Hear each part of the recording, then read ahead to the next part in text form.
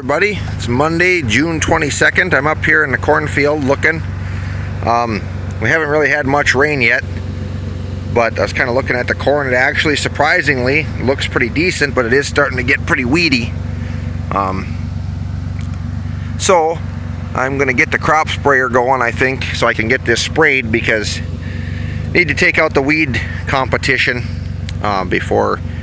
Doesn't need all that drinking water and taking in nutrients. So I'm actually, like I said, surprised, as dry as it's been, how good this corn looks. Of course, I haven't been in the back yet to look at those fields. This is the field that got manure, so that probably helps it some too. But you can see that field over there, that's where we square baled the hay a few days ago, and hasn't really come back yet. But take what we're given, I guess, and keep plugging along. I'm gonna go check the oats too, as long as I'm in the back. I'm actually thinking about, I planted those with the intention of combining them for grain and straw, but as dry as it's been, I think I might just cut them for hay, because we're going to be needing hay anyway, and if it stays dry, the oats aren't really going to be very good feed, so they'll be pretty light. So that's what we're doing there. So we're going to go back and check out the rest. And here's another field here. This corn, actually, like I said, you can tell it's starting to yellow a little bit, but actually looks pretty good. I mean, if we would get some rain with the weather we've had, this corn would really jump.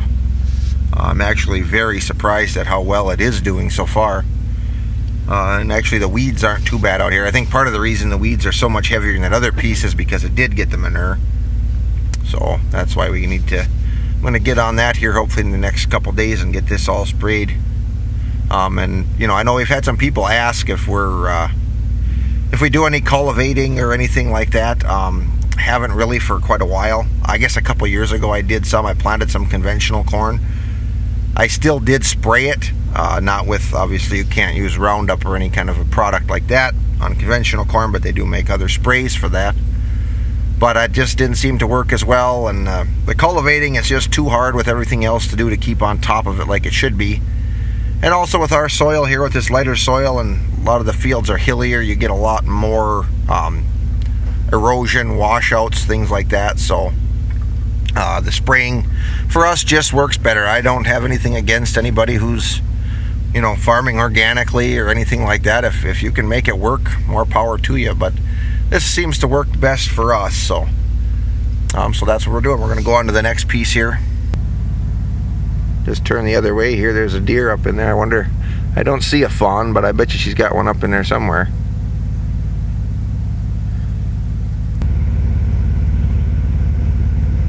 Yeah, she must have one in there somewhere, because she's kind of stomping at me to get out of here. Well, I don't see it. We'll leave her alone. Yeah, this corn looks pretty decent here too. I mean, kind of the same as the rest. It definitely could use a shot of rain, but like I said, for as dry as it has been, it actually looks pretty good. I've seen much worse. So hopefully it'll hang in there till we get some rain. Like I said, this field here is probably the poorest. This is the farthest from home, so it never really gets manure or anything. It just pretty much gets the fertilizer that I put on it when it's planted, and then we usually top dress it a little later with some extra. But so this is kind of the most gravelly, sandiest piece, and like I said, it doesn't get the manure. So, but it's still, like I said, I'm actually happy with what it looks like. So we'll go check the oats now.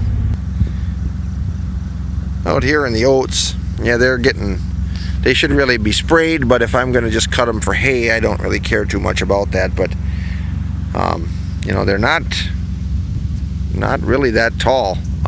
What I was hoping they would be. I mean, they're not heading out or anything yet, which is good, but a little bit of clover coming in there. That'd be nice for cutting them for hay. But yeah, I think we're just going to leave these maybe and just take them for hay, because I'm not sure yet 100%, but I kind of think that's what we're going to wind up doing. But just because, like I said, with the being as dry as it is, with not having as much hay, I think to be more useful for hay. So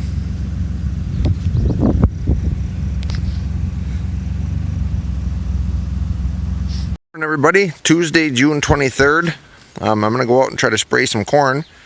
This is our sprayer here. It's a Clark. I don't know too much about that brand, but it seems to be a good sprayer. I've done a little bit of upgrading to it, but it seems to work pretty well. It's got an aluminum tank on it, just a pump driven off the PTO, valve there to control it, and then the booms.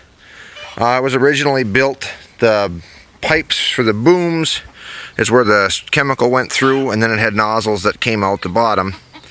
But when you spray like a Roundup product or glyphosate, that causes the steel that to rust inside, and you get all kinds of rust flakes plugging up the nozzles. So what I did is basically I just routed rubber hose and clamp on nozzles across the whole thing and along the back. So right now I got some just water in the tank. We're spraying, it's called Halex GT. It's basically like a Roundup or a glyphosate, and then two other herbicides just for more residual control, because Roundup or glyphosate will only kill plants that it touches. It won't handle anything that comes up later, so that's what the other ones are for. And then we add a couple other things, ammonium sulfate, and then another like a crop oil. And basically what that stuff does, it just helps your herbicide to work better. Kind of, to make a long story short, there's more technical stuff to it than that. And this sprayer holds 300 gallons. I can do about 20 acres with this. And like I said, most of it's water. You know, I think there's the herbicide I'm using now, I think is about 2 quarts to the acre. So majority of what you're putting on is water. So that's what we're going to do. I'm going to get it fired up here, and I got to get all that stuff mixed in, and then we'll go out and do some spraying. Got everything mixed up. I'm just going to add a little bit more water in there because I just didn't quite have enough. But I got all the chemical in there and the additives. So we're going to add that water and go up and see if we can kill some weeds. And yes, I do have a sweatshirt on. It's not that it's cold out. It's just that I don't want to get that spray and stuff all over my arms. And then I got some rubber gloves I always bring with me in case when you're mixing it and stuff like that. So that's why I have the sweatshirt on. Otherwise, it's not because I'm cold, because it's actually getting pretty warm out now. So, all right, let's go see if we can kill some weeds.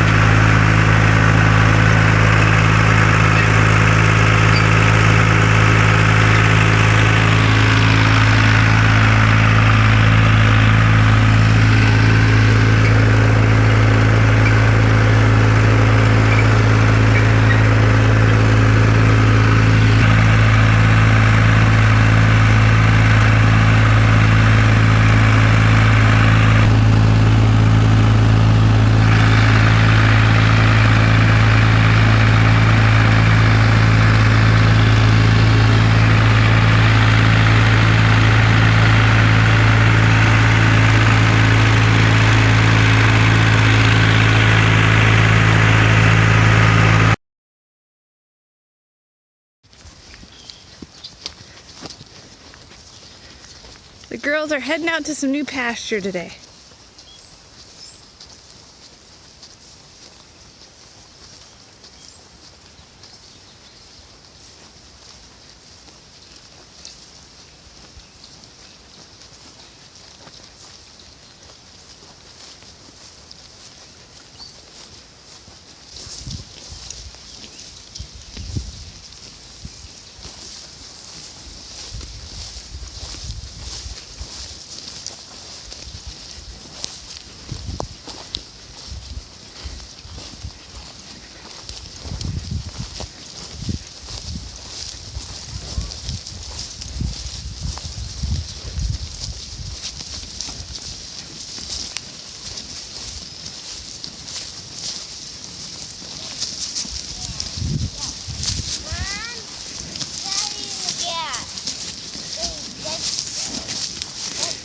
Hi. What are you doing? Nothing. Nothing.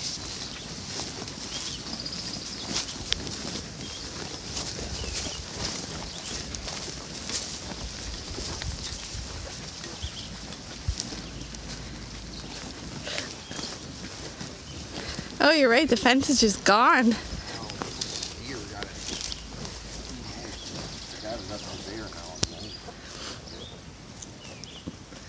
I got some bug spray for you.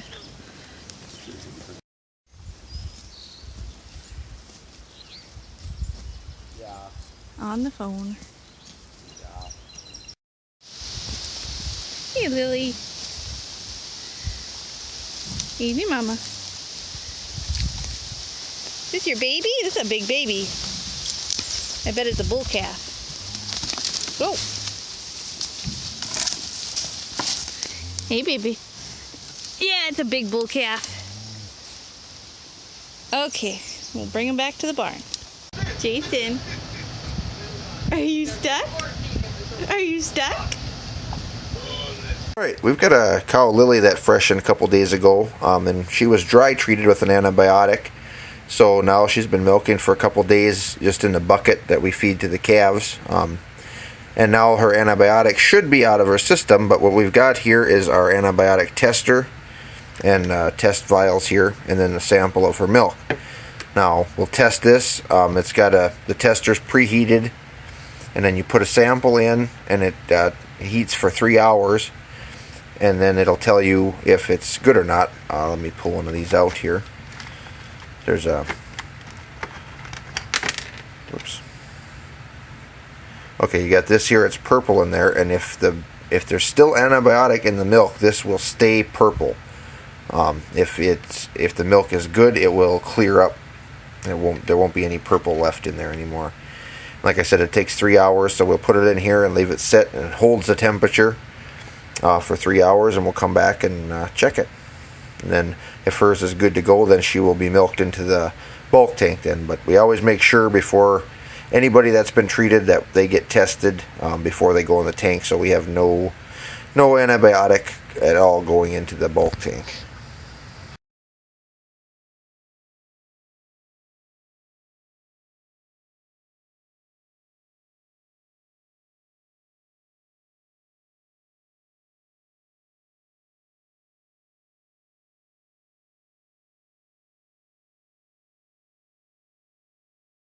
Alright, the 3-hour timer just went off, so we'll check the sample here.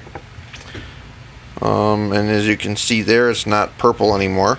I mean, there's a little bit of kind of looks that way on the top, but that's just how they are. More of a bluish color, but so all the purple's gone, so that milk is good to go in the tank. So now, tomorrow morning, she'll be milked in the tank, and she's all ready to roll. Are you watching Mickey Mouse with Dad?